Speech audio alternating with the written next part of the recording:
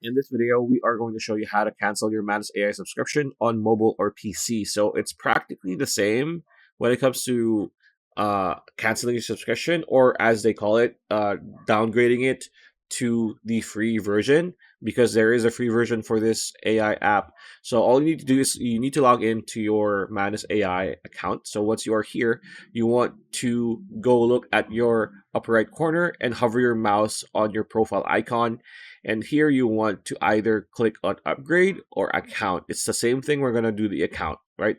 So this is going to be your account page, and you want to click on upgrade here. So do that. This will appear. This will pop up, right? This is the pricing or the plans, right? If you are going to downgrade or cancel your pro subscription, there is going to be an option here. I'm going to show you a screenshot where on the bottom right corner it says downgrade to free.